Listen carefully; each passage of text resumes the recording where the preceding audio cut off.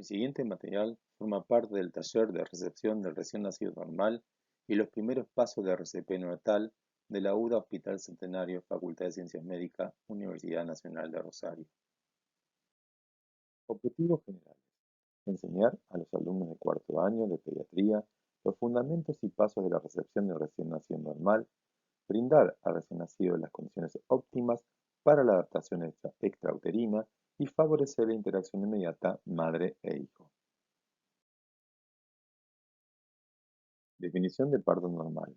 El parto normal, según la OMS en el año 1996, lo definió como aquel de comienzo espontáneo, de bajo riesgo desde el comienzo del trabajo de parto hasta la finalización del nacimiento. El niño nace en forma espontánea, en presentación cefálica, entre las 37 y 41 semanas completas de edad gestacional, luego tanto la madre como el niño están en buenas condiciones.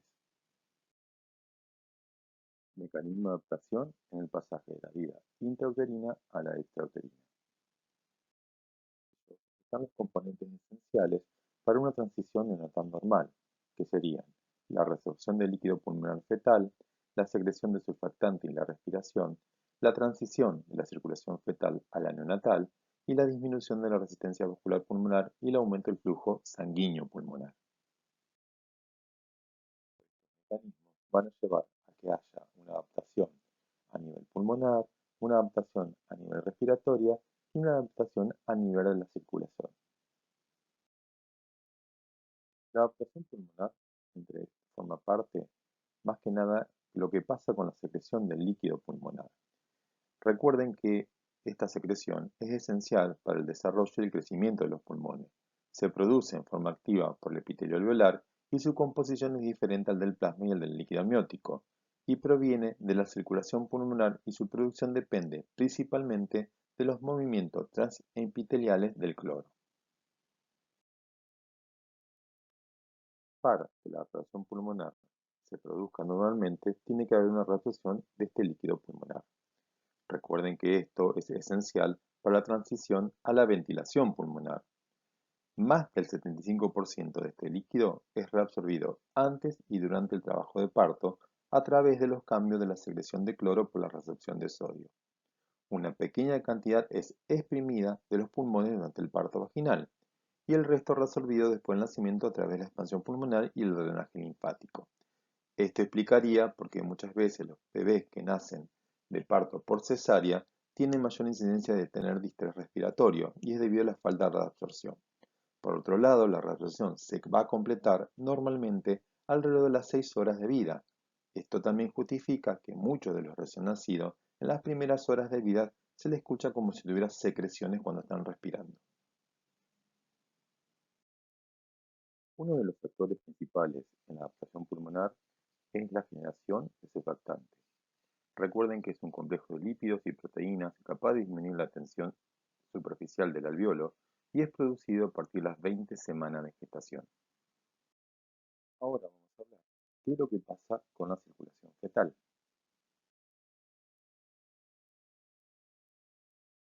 El sistema circulatorio fetal es distinto al recién nacido.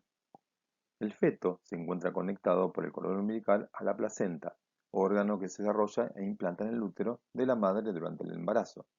A través de los vasos sanguíneos del cordón umbilical, el feto recibe de la madre la nutrición, el oxígeno y las funciones indispensables para su desarrollo. Los productos de desecho y dióxido de carbono del feto se envían al sistema circulatorio de la madre a través del cordón umbilical y la placenta para su eliminación. Para realizar todo este proceso, el sistema circulatorio fetal utiliza tres derivaciones, que son pequeños pasajes de transporte que transportan la sangre que necesita ser oxigenada. El objetivo de estas derivaciones es circunvalar ciertas partes del cuerpo, especialmente el pulmón y el hígado, que aún no se han desarrollado completamente mientras el feto se encuentra entre el útero materno. Las derivaciones que circunvalan los pulmones se llaman foramenovales, que transportan la sangre de la aurícula derecha del corazón hacia la aurícula izquierda, y el ductus arterioso, que transporta la sangre desde las arterias pulmonares hasta la aorta. El oxígeno y los nutrientes de la sangre de la madre se transfiere al feto mediante la placenta. La sangre enriquecida fluye a través del cordón umbilical hasta el hígado y se divide en tres ramas. Luego la sangre llega a la vena cava inferior, una vena principal conectada al corazón. La mayor parte de la sangre pasa por el ductus venoso, otra derivación que transporta sangre altamente oxigenada a través del hígado hasta la vena cava inferior y luego hacia la aurícula derecha del corazón. Una cantidad muy pequeña de esta sangre va directo al hígado para brindarle el oxígeno y el nutriente que necesitan. Los desechos de la sangre fetal se transfieren nuevamente a la sangre de la madre mediante la placenta. Todo esto es producido debido a cierto manejo del flujo sanguíneo a nivel fetal. El flujo sanguíneo pulmonar está bajo por las resistencias vasculares pulmonares, la resistencia vascular sistémica relativamente baja debido a la placenta y los desvíos van a ser de derecha a izquierda a través del foramen oval y el ducto arterioso como habíamos dicho. En el momento del nacimiento ocurre un cambio brusco en la circulación pulmonar. El recién nacido ya no recibe oxígeno y los nutrientes provenientes de la madre. Los pulmones comienzan a expandirse con las primeras respiraciones. Esto disminuye marcadamente la resistencia. La presión de las arterias pulmonares a las 24 horas de vida es del 50% menor que la presión aórtica y el flujo pulmonar aumenta de 4 a 10 veces más que en el feto. Estos cambios son consecuencia de la expansión de los alvéolos por la respiración que aumenta la presión arterial de oxígeno y la saturación de hemoglobina al 96%. El oxígeno tiene acción vasodilatadora sobre las arterias pulmonares.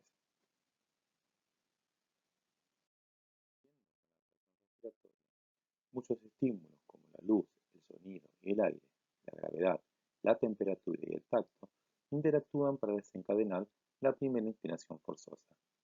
Los cambios fisiológicos responsables del establecimiento de la respiración que continúan al nacimiento son, probablemente, la eliminación de la prostaglandina placentaria y el aumento de la presión de oxígeno arterial.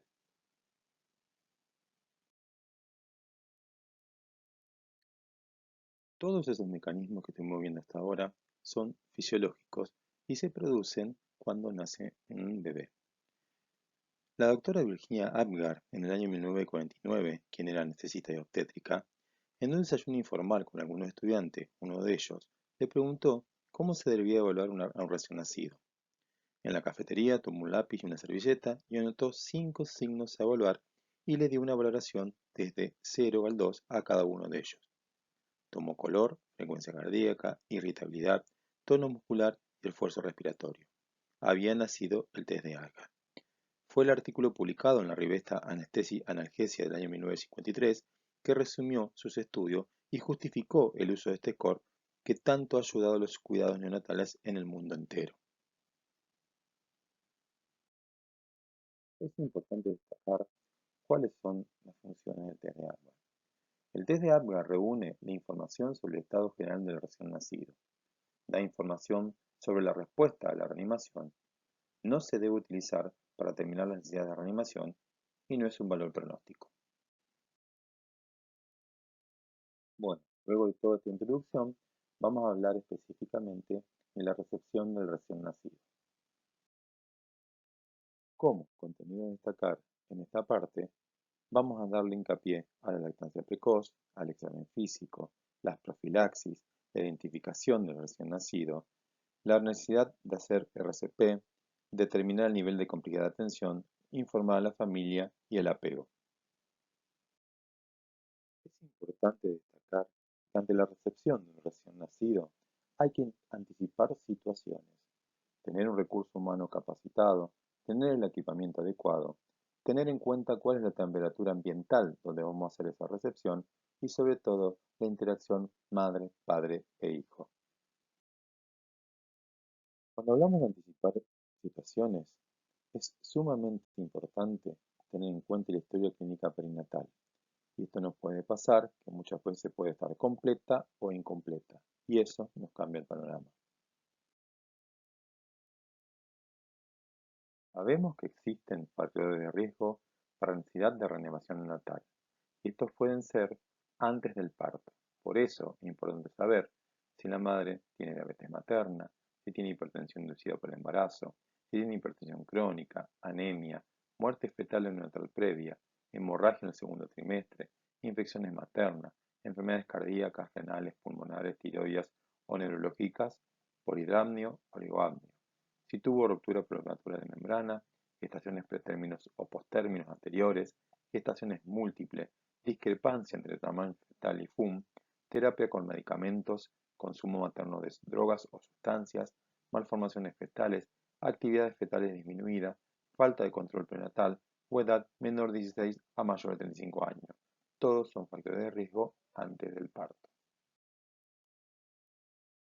También están los factores de riesgo intraparto, como que se produzca una cesárea de emergencia, forceps o vacuum, presentación de cara, pelviana u otra presentación anormal, corioamnionitis, ruptura prolongada en membrana mayor de 18 horas del nacimiento, un parto prolongado que dure más de 24 horas, bradicardia fetal, feto, eh, latidos fetales no reactivos, uso de anestesia general, tetania uterina, narcótico administrado a la madre 4 horas antes del nacimiento, líquido amniótico meconial, prolapso del cordón, desprendimiento prematuro de placenta o placenta previa.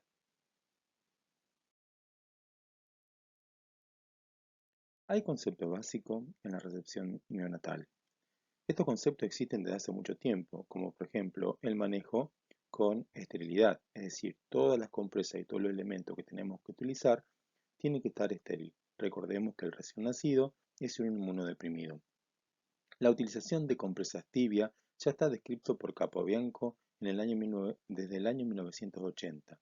Secar al recién nacido luego del parto, sobre todo para que no pierda temperatura, fue descrito por Blom desde el año 1994 y hay que tener en cuenta que el ambiente de la recepción debe ser agradable entre 26 a 28 grados.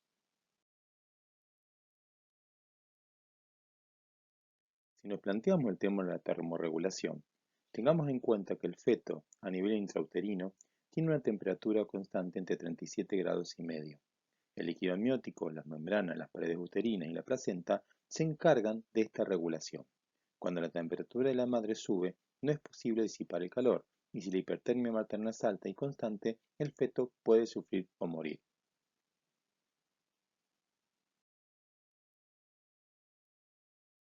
Por lo tanto, el ambiente de recepción tiene que ser un ambiente térmico neutro para el feto.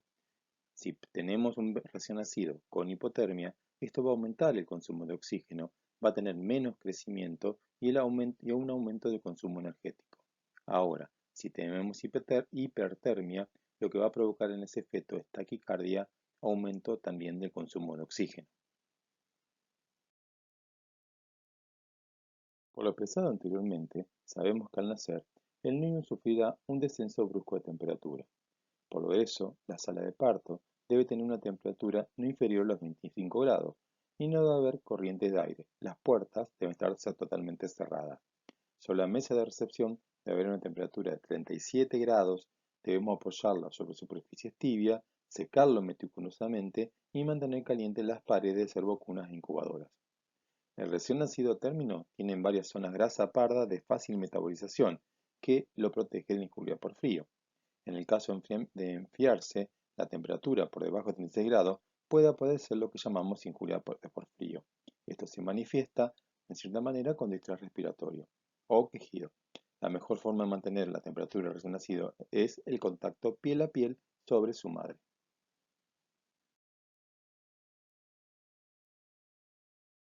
Ahora vamos a hablar de otro paso importante en la recepción del recién nacido, que es el clampeo del cordón.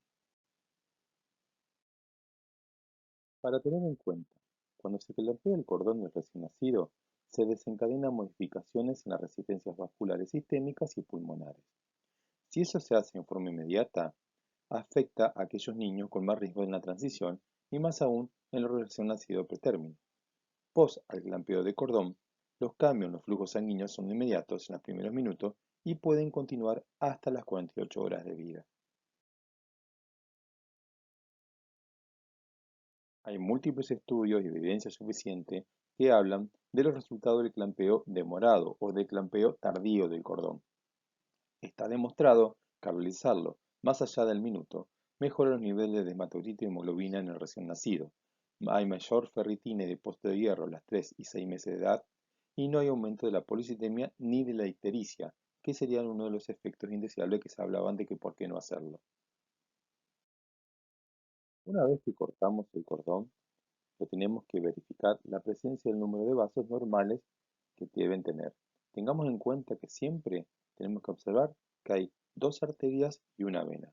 5 de cada 1000 recién nacidos tienen una arteria umbilical única. Cuando pasa esto, tenemos que descartar anomalías congénitas. Por lo general, muchos de estos chicos nacen muertos o mueren al poco tiempo de nacer, generalmente por trisomía o problemas genéticos. También es fundamental, en el caso que los chicos nacen normalmente y observamos que tienen esta anomalía, que les falta una de las arterias, realizar una exploración ecográfica renal de alguna anormalidad que está asociada. Como expresamos anteriormente, hay beneficios de contacto piel a piel en forma precoz. El contacto piel con piel y la separación cero es el requisito esencial para obtener un equilibrio fisiológico y minimizar los efectos del estrés del recién nacido. Se reconoce a la madre como el medio ambiente natural del recién nacido. Permite la regulación de la oxigenación y la termorregulación, previniendo la hipotermia. Reduce los niveles de cortisol, causante del estrés tóxico para el bebé, estimula el establecimiento de la lactancia materna, disminuye el riesgo de maltrato infantil al establecer un apego temprano. Facilita un buen inicio del vínculo afectivo entre ambos y disminuye la presencia de síntomas depresivos posparto y fortalece la autoestima de la madre.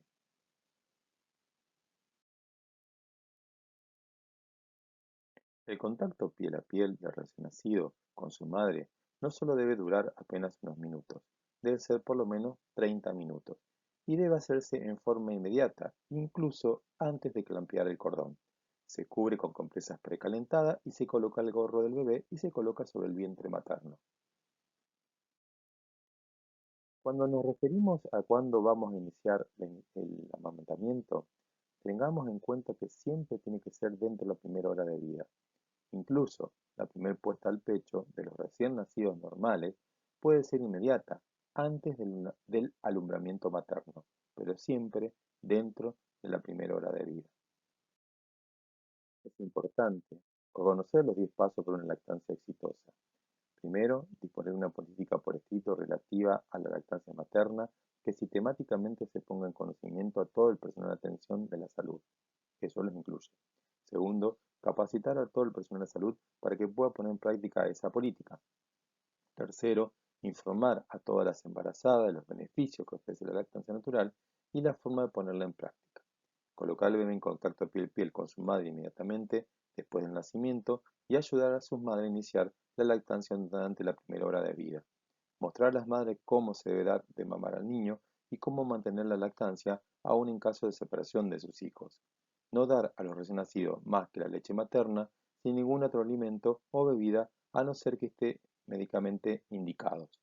Practicar el alojamiento conjunto de las madres y los niños durante las 24 horas.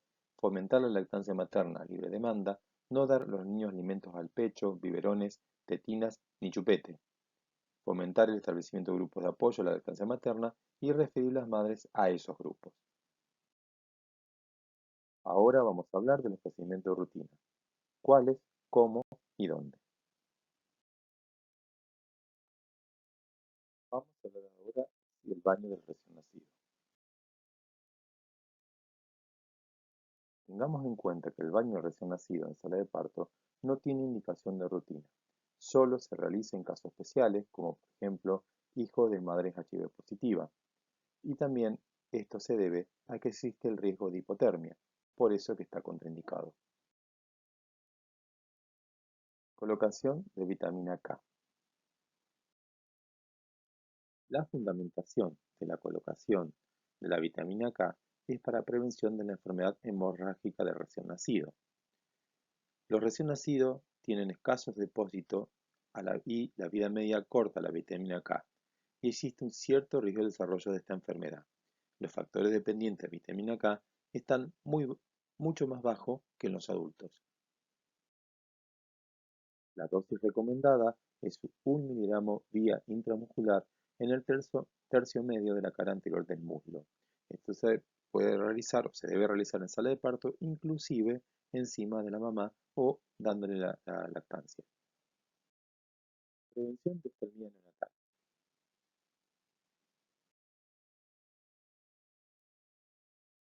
La administración de un antibiótico tópico en la recién nacida tras el parto es para reducir el riesgo de conjuntivitis neonatal.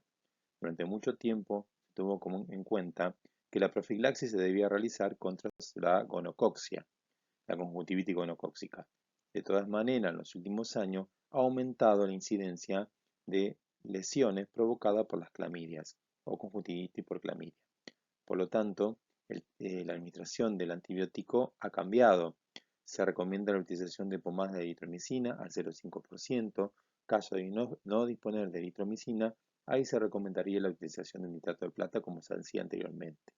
Y tener en cuenta que el tiempo de administración de profilaxis oftálmica puede ampliarse hasta las 4 horas tras el parto para permitir el contacto piel con piel desde el primer momento. Profilaxis con la vacuna de hepatitis B.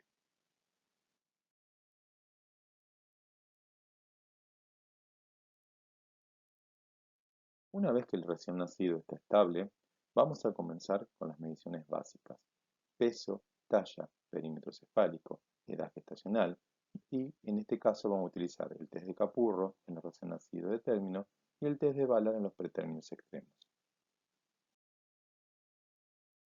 Las curvas de crecimiento que vamos a utilizar son de la Guía para la Evaluación del Crecimiento Físico de la Sociedad Argentina de Pediatría.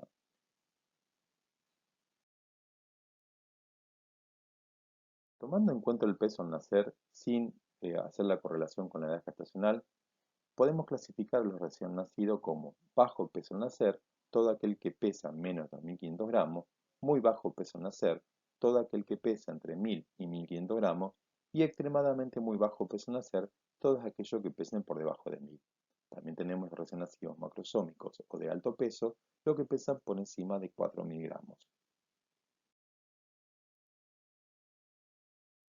Para evaluar la edad gestacional, recuerden que lo más fidedigno o lo más correcto es tener una ecografía precoz antes de las 20 semanas. De todas maneras, cuando nosotros realizamos el examen físico, también tenemos que utilizar un test, que es el test de Capurro. El test de Capurro es una herramienta que se centra en el análisis del desarrollo de 5 parámetros de carácter fisiológico que por medio de diferentes puntuaciones permite estimar el tiempo buscado de la edad gestacional. Estos 5 parámetros que se utilizan son la forma de la oreja, el tamaño de la glándula mamaria, la formación del pezón, la textura de la piel y los pliegues plantares. Todo esto se da un distinto puntaje, cual da una suma, se le suma 204 y se lo divide por 7. Tengan en cuenta que este test tiene un margen de error más o menos de 9 días. Otra forma de evaluar la edad gestacional es mediante el test de Ballard. Este puntaje o test lo que determina es un puntaje a cada uno de 6 signos de madurez física y 6 signos de madurez neuromuscular. Este puntaje puede variar de -1 a 5. Los puntajes se suman para determinar la edad gestacional del bebé y el puntaje final puede variar de -10 a 50. Obviamente que los recién nacidos prematuros son los que menos puntaje obtienen. La madurez física incluye en este test la textura de la piel, que puede ser pegajosa, suave o descamada; la presencia del lanugo, que en el caso de los prematuros, cuando más pequeños son, es más fino y está prácticamente ausente, que este va a aparecer en los recién nacidos de término; y la forma de pliegues plantares, que pueden estar ausentes o cubrir todo el pie. También el espesor de los senos y el tamaño del tejido mamario y de la areola. Los ojos y orejas, se ven los párpados fusionados o abiertos, y la cantidad de cartílago y rigidez del tejido auditivo.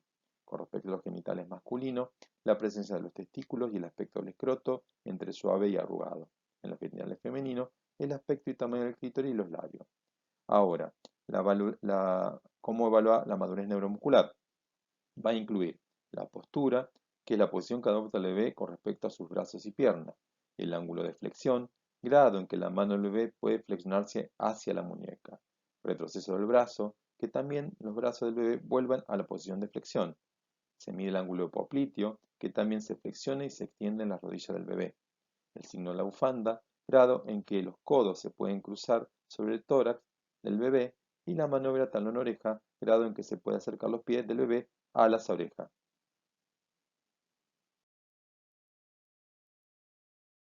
Una vez que determinamos la edad gestacional, podemos clasificar el recién nacido según ella. Entonces tenemos que todos los recién nacidos pretérminos son los que nacen antes de las 37 semanas de gestación.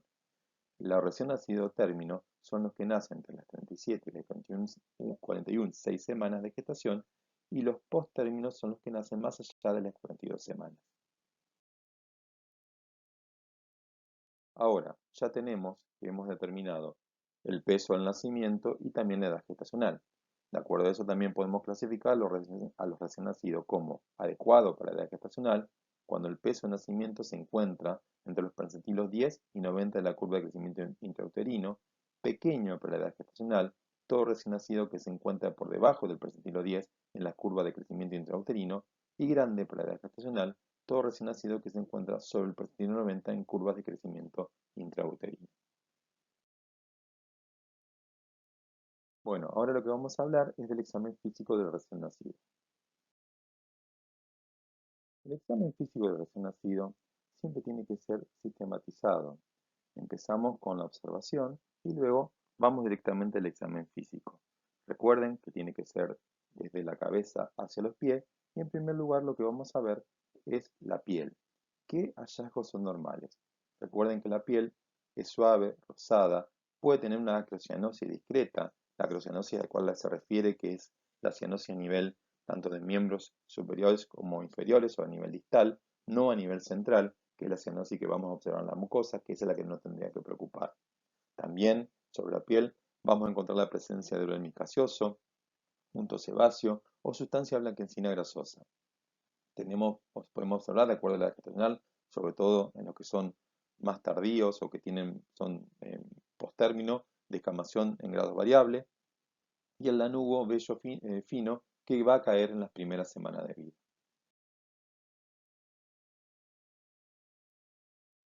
Es frecuente que encontremos también erupciones o manchas.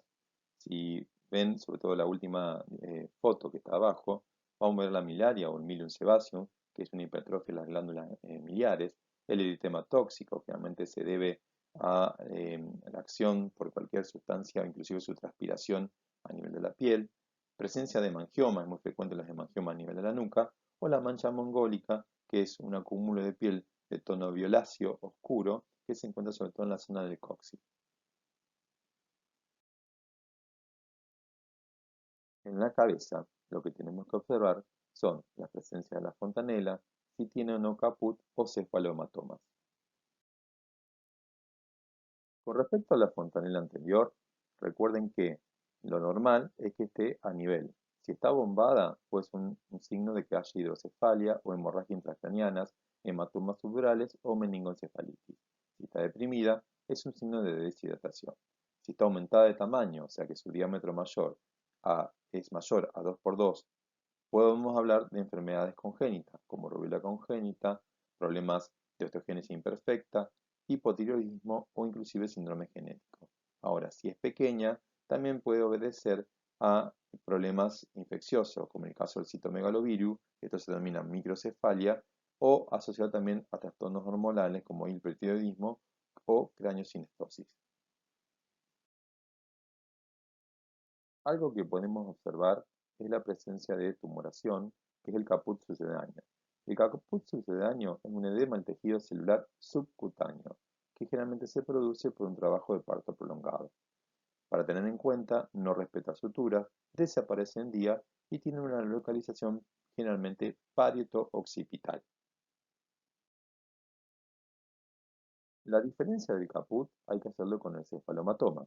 El cefalomatoma en general es una hemorragia subperióstica que aparece horas después del parto traumático, respeta sutura, resuelve de 2 semanas a 3 meses y no cambia de coloración. Generalmente tiene una localización parietal.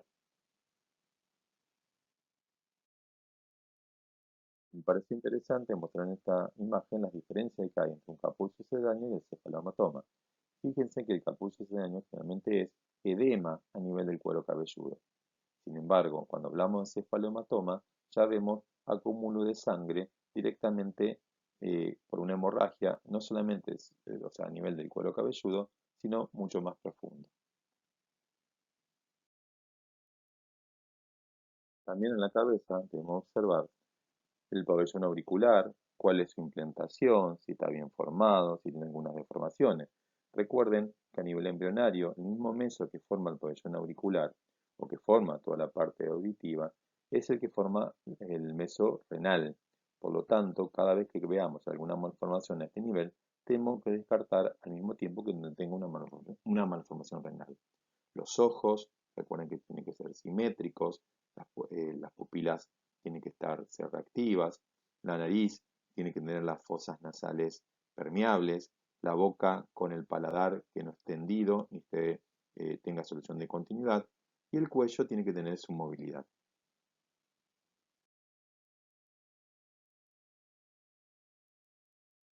Con respecto al tórax, debemos observar que no haya ningún tipo de asimetría, que tenga una buena expansión, se ve perfectamente los usos de los músculos, sobre todo acuérdense que los recién nacidos tienen una respiración más que nada costo abdominal, por lo tanto vamos a ver una buena expansión torácica.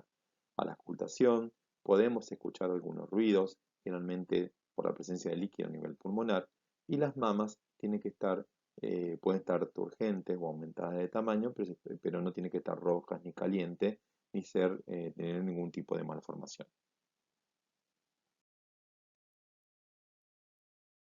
Cuando ocultamos el corazón, podemos observar en las primeras horas, inclusive en el nacimiento, la presencia de algún tipo de soplo. Recuerden que el ductus arterioso puede cerrar automáticamente el nacimiento en las primeras horas de vida. De todas maneras, cualquier soplo que uno escuche amerita realizar una evaluación cardiológica. Por otro lado, se deben palpar los pulsos, ver la diferencia de los pulsos en los miembros superiores y los miembros inferiores, porque eso puede ser un signo indirecto de que pueda tener este paciente una coartación de aorta, cardiopatía congénita que es acianótica, y evaluar también en el recién nacido signos de insuficiencia cardíaca. Con respecto al abdomen, primero tenemos que observar, generalmente como ven en la foto, el abdomen del recién nacido es globuloso. La presencia de un abdomen excavado me da un signo indirecto de que algo no está bien, probablemente pueda llegar a tener una hernia diafragmática. Al mismo tiempo se debe hacer palpación, no tengo que palpar organomegalias, y el ombligo tengo que ver las características. Como dijimos previamente, recuerden que tenemos que ver que el ombligo tenga los vasos correspondientes, dos arterias y una vena. Cuando observamos los genitales, obviamente va a haber diferencias si son masculinos o femeninos. En los genitales masculinos, la coloración y tamaño puede llegar a variar. Los testículos están escroto o pueden estar en conducto inguinal aún. Puede tener un hidroceles discreto, unilateral derecho. El pene mide entre 3 a 4 centímetros. Recuerden que la fimosis es fisiológica y hay que observar el meato uretral que está en la punta del glande. En el caso de las niñas, un tercio de las niñas pueden tener la vulva entreabierta por menos desarrollo de labios mayores, el meato uretral tiene que estar por debajo del clítoris, el clítoris de 1 centímetro de longitud, el orificio vaginal tiene que estar cubierto por el himen y puede llegar a tener, sobre todo en los primeros días de vida, una pseudomenstruación o flujo blanquecino, que eso por influencia de las hormonas maternas.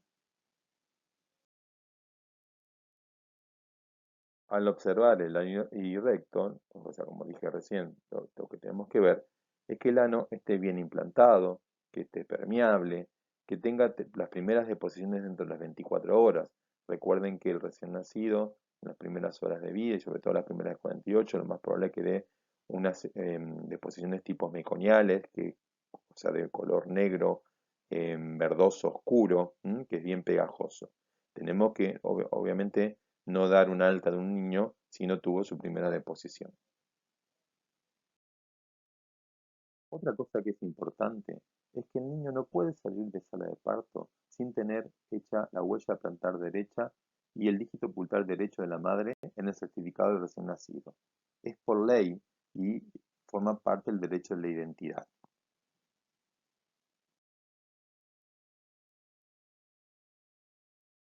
Es recomendable realizar la identificación en presencia de la madre antes de salir de la sala de parto, y al mismo tiempo se colocan 3 brazaletes o pulseras con códigos numerados de identificación, de ser posible del mismo color, en la muñeca de la madre y muñeca y tobillo del recién nacido. Bueno, ahora lo que vamos a hablar son los primeros pasos de la reanimación neonatal. Si bien este es un tema importante que sepan el día de mañana, cuando tengan que hacer una recepción, por lo menos saber cuáles son los primeros pasos para poder actuar y de esta manera brindarle la atención que corresponde al recién nacido.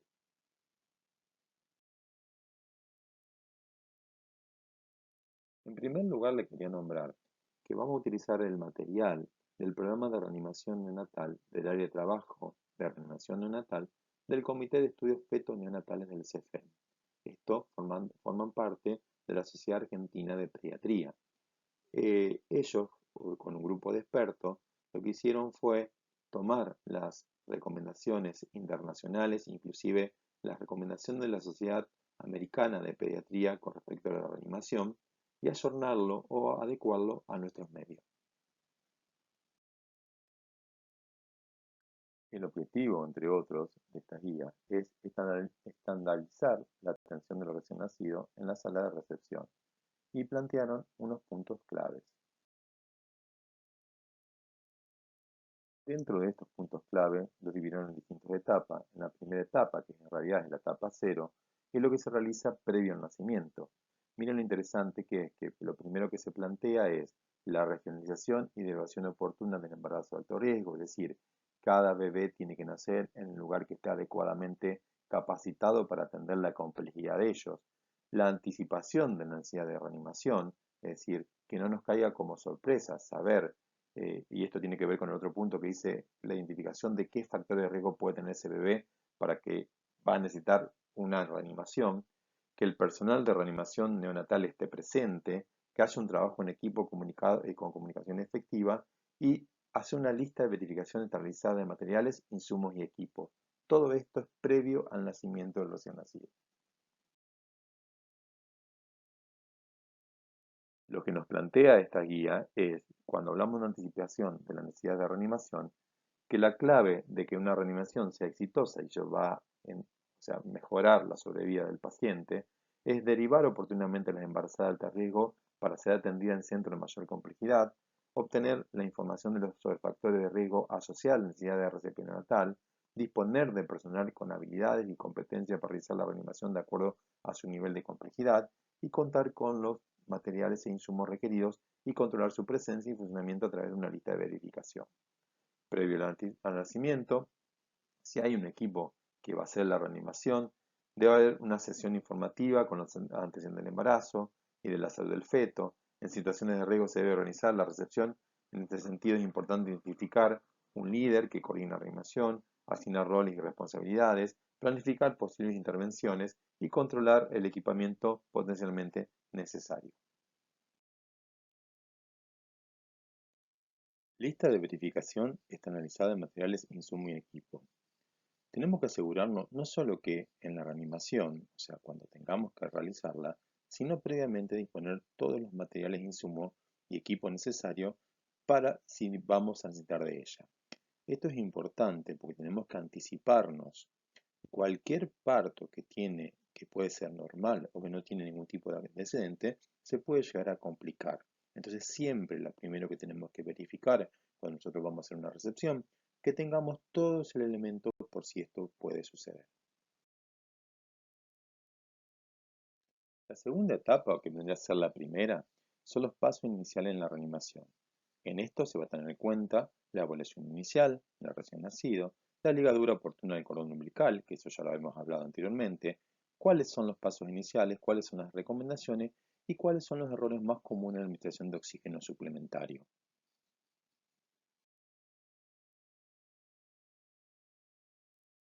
¿Qué comprende la valoración inicial? En primer lugar, tenemos que preguntarnos si es una gestación de término. Recuerden que habíamos definido que el recién nacido de término es aquel que va entre las 37 y 41 semanas, y que el pretérmino es el menor de 36, 6 semanas de gestación, y esto por eso van a tener mayor necesidad de RCP.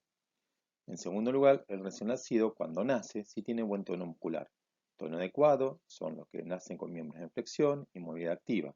Hipotonía si tiene pérdida generalizada del tono muscular. La tercera pregunta que tenemos que hacernos es si el recién nacido llora o respira. Si el recién nacido llora o visualizamos respiración, o si no visualizamos respiración o presenta gasping. Ahora, entonces, si un recién nacido de término tiene un tono adecuado y el recién nacido llora, entonces un recién nacido vigoroso. Automáticamente lo colocamos en contacto piel a piel con la mamá para promover el vínculo lactancia o normotermia. Ahora, si cualquiera de las otras circunstancias es un prematuro que va a necesitar recesión neonatal, o sea, RCP neonatal, está hipotónico o no visualizamos respiración o presenta dificultad respiratoria, entonces es un deprimido. Y ahí tenemos que empezar con los pasos iniciales de reanimación. Pasos iniciales. Recordemos que un 10% de los recién nacidos pueden llegar a requerir algún tipo de reanimación, pero que solamente el 1% va a necesitar reanimación avanzada. Por eso es importante que todos sepamos cuáles son los pasos iniciales. ¿En qué consisten? Primero, como ya habíamos dicho, proporcionar calor colocando al recién nacido bajo una fuente de calor radiante. Lo ideal sería poner una servocuna que les genera el calor. Secar al recién nacido y remover las compresas o toallas húmedas, lo mismo para que no pierda temperatura y que tenga riesgo de hipotermia.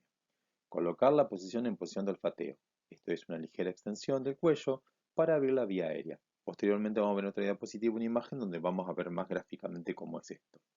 Y, esto es muy importante, solo si es necesario, despejar la vía aérea con una pera de goma o un catéter de aspiración. No se realiza más la aspiración sistematizada de los recién nacidos, ya que esto puede provocar un reflejo vagal y esto sí nos va a generar entonces que el paciente necesita alguno de los pasos de reanimación. Y recuerden también que el último paso que hacemos es estimular la respiración y esto se hace mediante masajes vigorosos a nivel de la espalda o a nivel de la planta del pie. Entonces, para graficar, primero, proporcionar calor. Mantener normotermia. Acuérdense que la temperatura del recién nacido tiene que ir entre los 36,5 y 37,5 grados. Evitar la corriente de aire, mantener cerrado el espacio donde vamos a hacer la recepción y el recién nacido tiene que ir bajo una fuente de calor radiante. Segundo paso, secar. Secar el recién nacido.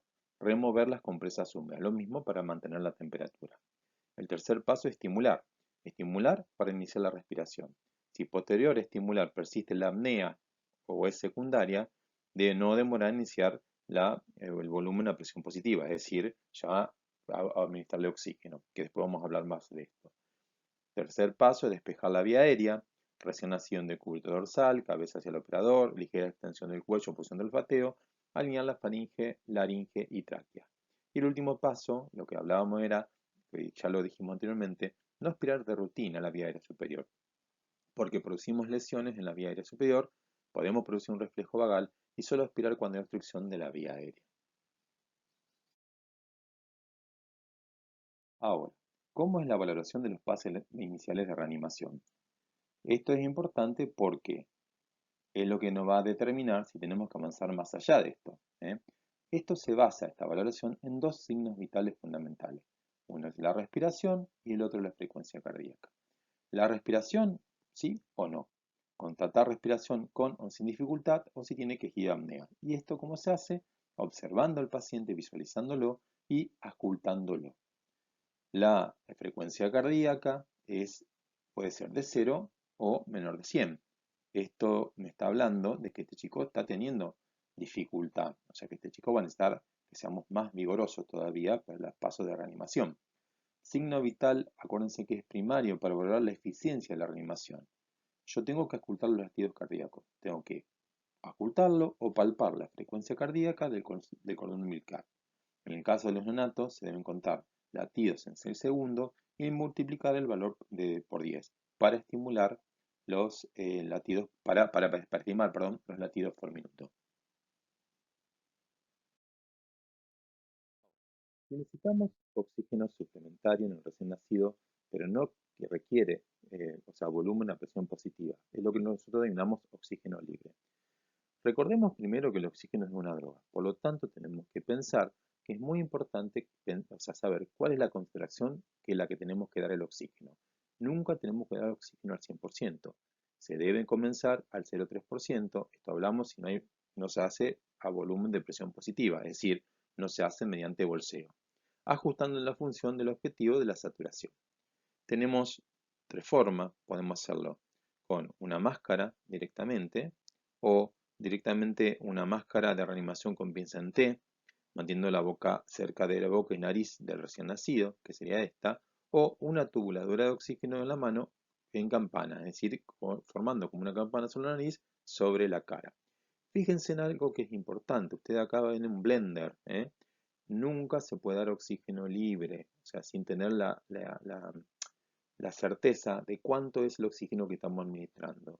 Y, en cierta forma, si no tenemos un blender, tiene que haber mezcla. No se puede dar oxígeno puro, tiene que ser una mezcla con aire comprimido. Cuando tenemos que evaluar la necesidad de oxígeno a volumen de presión positiva, tenemos que saber cuáles son los objetivos de saturación de oxígeno en los recién nacidos y, sobre todo, también saber cuál es el FIO que se está administrando. Por eso, como les dije anteriormente, es importante tener o un mezclador de oxígeno donde nosotros sabemos perfectamente cuál es el FIO que se está administrando. Esto se puede dar generalmente con un BIPAP, que es lo que se usa con la diferencia que tiene este aparato que le estamos poniendo una presión al final de la expiración, que es constante, y o si no, con un mezclador de oxígeno por flumiter. Esto donde tenemos por una parte damos oxígeno, por otra parte aire comprimido. Y esto conectado a una bolsa autoinflable. Recordar que el oxígeno, cuando lo administramos en una RCP neonatal, tiene que ser siempre calentado y humidificado, porque si no, también generamos lesiones a nivel de la vía aérea. Y fíjense, cuando hablamos de la combinación de oxígeno con aire comprimido, cuántos son los litros que se tienen que administrar para obtener la FiO2 que nosotros queremos.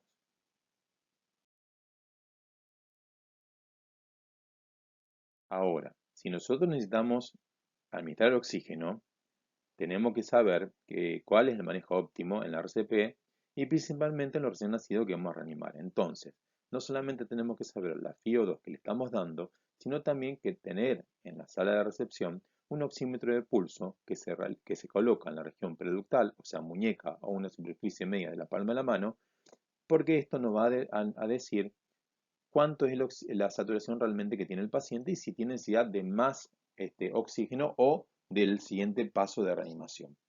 Acuérdense que el oxímetro de pulso se tiene que estar para la anticipación de la reanimación, para la administración de volumen a presión positiva, cuando administramos oxígeno suplementario, o sea, a lo mejor no es necesario que nosotros estemos bolseando, pero ya le estamos dando oxígeno, siempre tenemos que tener un saturómetro, y si el recién nacido está cianótico o persiste más allá de los 5 minutos. Y aparte tenemos que recordar cuál es la guía de saturación durante las maniobras de RCP. Volvemos a recalcar que el oxígeno es una droga y también puede provocar daño su exceso. Por lo tanto, si evaluamos la necesidad de oxígeno y su administración, el manejo óptimo de oxígeno en una RCP neonatal es primordial, principalmente en el recién nacido que estamos reanimando.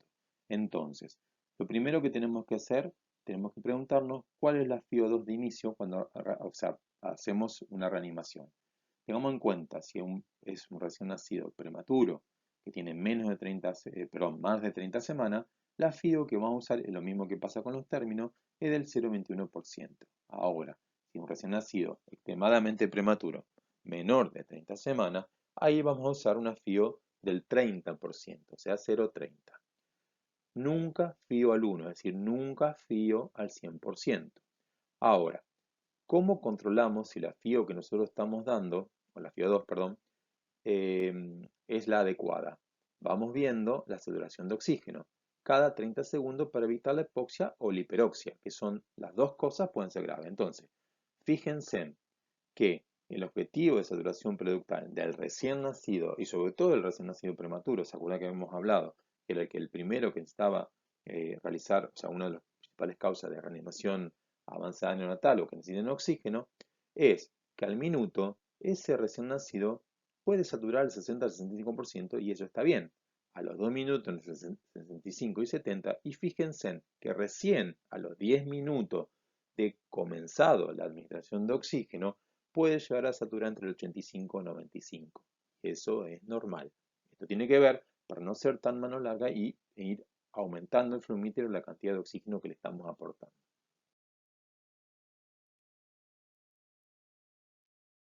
Y esto es muy importante. ¿Cuáles son los errores de la administración de oxígeno suplementario? Recuerden que el oxígeno, como lo vengo diciendo, es una droga y obviar sus efectos adversos está mal. Otro error frecuente es no contar con mezclador de oxígeno y aire comprimido en la sala de recepción, es decir, que demos oxígeno en forma libre, sin necesidad sin mezclar. No usar oxímetro de pulso, que vamos a valorar la oxigenación, o sea, la saturación periférica que tiene el recién paciente. Pretender que un recién nacido rosado esté rosado lo antes posible, con una fibra al 100% para saturar el 100%. Eso es malo. Y pensar que la evaluación clínica del color es confiable. Por eso, no diferenciar otro de los factores, las necesidades de un recién nacido de término y un recién nacido de pretérmino. Recuerden, sobre todo en los pretérminos, o sea, la sobreoxigenación provoca un montón de complicaciones que son el compendio de la prematurez. Esta segunda etapa que está en el manual de reanimación en realidad va a ser más que nada título informativo, porque ya cuando pasamos una etapa de dispositivo de ventilación a presión positiva, ya estamos hablando de una reanimación avanzada. Y por lo tanto, este tipo de reanimación tiene que hacerlo una persona avesada y que sepa cómo hacerla y que inclusive hay quienes tienen que formarse para poder hacerlo. Entonces, a título informativo, recuerden que si fallamos en los pasos iniciales, en la administración de oxígeno suplementario en forma libre y demás, y el paciente requiere una reanimación avanzada, vamos a empezar esto a colocarle la ventilación a presión positiva. Entonces, acá vamos a ver cuáles son los dispositivos para administración de volumen de presión positiva, a qué frecuencia se debe administrar el volumen de presión positiva, cómo evaluar si esto es efectivo, si la administración de presión positiva es continua y los pasos correctivos de la ventilación. Una sigla que nosotros usamos que se llama Mr. SOPA. Bueno, ahora vamos a hablar de la ventilación de presión positiva. ¿Cuándo debemos comenzar? Ante la ausencia de respiración, luego de los pasos iniciales. Entonces ahí tenemos que administrar el volumen a presión positiva, o sea, la ventilación, perdón. ¿Cuáles son las indicaciones de la ventilación a presión positiva? El recién nacido con apnea o respiraciones inefectivas, cuando tenemos una frecuencia menor a 100 latidos por minuto, cuando la saturación de oxígeno que permanece baja con oxígeno y flujo libre o en CPAP, o el tiempo para iniciar, recuerden que esto es muy importante, el tiempo para iniciar la ventilación a presión positiva no debe superar el primer minuto de vida. Es decir, todo lo que nosotros hicimos en los pasos iniciales, cuando nace el recién nacido, y tiene dificultad respiratoria o presenta una apnea, tenemos que resolverlo en el primer minuto. Recuerden que la acción más importante y efectiva en la reanimación neonatal es la ventilación pulmonar, a diferencia de lo que puede pasar en pacientes más grandes, que comenzamos con, o sea, que una de las causas son, o sea, el tema del masaje cardíaco. Acá lo que es más importante es la ventilación pulmonar.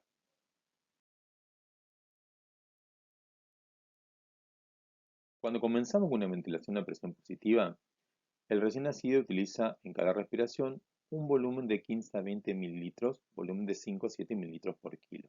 Entonces, tenemos dos maneras de hacer esta ventilación. Uno es la reanimador empieza en T y otro es la bolsa autoinflable. La reanimación empieza en T es un dispositivo que necesita una fuente de gas, o sea, aire de oxígeno, para su funcionamiento. Es importante porque permitirá disminuir la variabilidad de presiones entre los ciclos respiratorios por parte del operador. Y lo que es importante también, que podemos controlar las presiones que estamos dando directamente porque esas las podemos programar directamente en el mismo aparato. Por otro lado, tenemos la bolsa autoinflable, que en realidad esta bolsa no necesita una fuente de gas, aire, oxígeno o un sello hermético para permanecer inflada. Esto tiene que ver con la parte de la bolsa posterior. Esto va a estar siempre inflada. Pero sí, obviamente, necesitamos oxígeno para poder administrarlo. Esto es importante porque acá, a la diferencia de lo que tenemos con la pieza en T, el volumen o la presión se la vamos a dar nosotros con las compresiones que realicemos durante la bolsa. Por eso tenemos que tener mucho cuidado.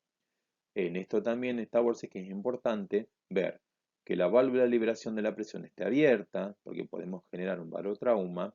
Y por otro lado, sería muy importante tener un manómetro, que es el que tenemos aquí, para ver cuál es la presión que nosotros le estamos dando, porque nosotros podemos provocar un barotrauma. Vuelvo a insistir que esto es más que nada de carácter informativo para ustedes, para cuando si alguna vez lo pueden ver. Recuerden que la ventilación efectiva con reanimación empieza en T se logra con un correcto ensamblado, configuración de presión del dispositivo y elementos de seguridad.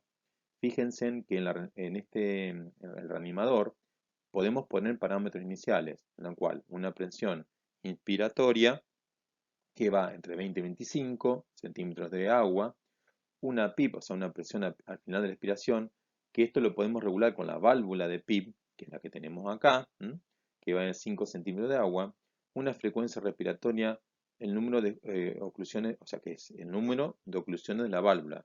Nosotros, ¿cómo generamos la frecuencia? Fíjense que acá atrás hay una valvulita, con el dedo nosotros la tapamos y la abrimos, la tapamos y la abrimos. Y eso vamos a dar la frecuencia respiratoria. El tiempo inspiratorio va a ser el tiempo que demoremos en tapar esa válvula. Son milisegundos. La FIO1 inicial se la podemos dar nosotros directamente con el manómetro. Es decir, que acuérdense que en el recién nacido término es el 21% y en el pretérmino es 0,3%. Y la fuente de oxígeno, de aire y oxígeno, perdón, tiene que haber un flujo entre 8 y 10 litros por 10 litros. Humidificado siempre y calentado.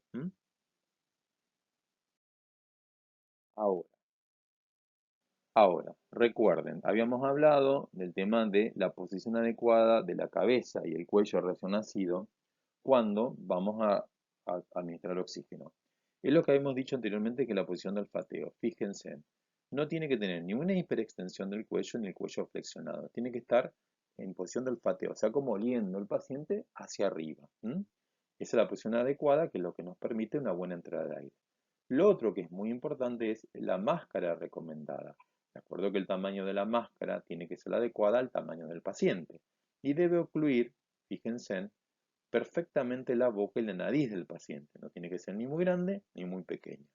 Y en el caso cuando aplicamos la bolsa, o igual que cuando vemos recién el aparato anterior, la oclusión, ¿cómo lo podemos agarrar? Podemos agarrarlo como dice acá, como una letra C. Miren, que es el pulgar y el índice que agarran la máscara, o como una letra E, que es las dos formas que lo. Pero acuérdense que la oclusión tiene que ser completa.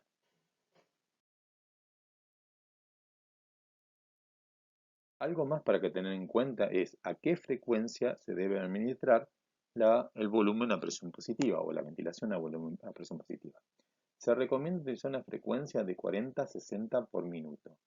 Frecuencias rápidas o lentas generarán respiraciones menos efectivas. Entonces, ¿cómo logro esto? Yo tengo que decir en voz alta, mientras ventilo el recién nacido, la siguiente frase. Ventilo, ahí comprimo la bolsa, tapo la válvula de PIP, de reanimación de la pieza en T, 2, 3. Descomprimo la bolsa, destapo la válvula. Es decir, ventilo, 2, 3. Ventilo, 2, 3. Ese es el tiempo, o sea, hablando y diciendo estas palabras, que me va a dar una frecuencia entre 40 y 60 por minuto. Vamos a recordar nuevamente que el aumento en la frecuencia cardíaca es el mejor indicador de ventilación a presión positiva efectiva. Si el paciente recupera o aumenta la frecuencia cardíaca, eso significa que la ventilación a presión positiva que estamos administrando lo estamos haciendo en forma correcta. Bueno, ¿qué pasa entonces si yo empiezo la ventilación a presión positiva y el paciente no responde? Entonces, hay una manera de ver si realmente no estoy haciendo mal algo, y lo que usamos es un acrónimo que se llama Mr. SOPA. Y esto nos ayuda a recordar en orden los pasos correctivos cuando la ventilación no es efectiva. Recuerden que el próximo paso que tengo que hacer si no responde a la ventilación a presión positiva es la intubación del paciente. Entonces, en el Mr. Sopa, la M me dice que tengo que ver la máscara. Entonces, fijarme si la máscara está bien la adecuada, si está bien ajustada a la cara, y considerar las técnicas de dos manos, es decir, cómo está colocada. La R es reposicionar la cabeza para abrir la vía aérea. Fijarme si la posición está bien en olfateo, o no está hiperextendido, o no está flexionado. Recuerden que siempre para verificar si la ventilación a presión positiva no es efectiva, tengo que ver que expanda el tórax o que aumente la frecuencia cardíaca. Si esto no pasa es porque realmente no estamos haciéndolo bien o realmente necesitamos otro paso. La S es succionar boca y nariz si puedo sospechar que hay algún tipo de obstrucción. La O, ver la vía oral. Acuérdense, ventilar siempre con la boca abierta del paciente, no con la boca cerrada. Nuevamente tengo que ver si esto es efectivo o no. Si no es efectivo, ninguna de las cosas que hice hasta ahora, la P es aumentar gradualmente de la presión inspiratoria, con incremento de 5 o 10 centímetros de agua hasta un máximo de 40 centímetros de agua. Y la A es considerar el último paso de la vía aérea alternativa. Y ahí sí ver si realmente tengo que ir a una reanimación con un tubo endotraqueal o una máscara laríngea.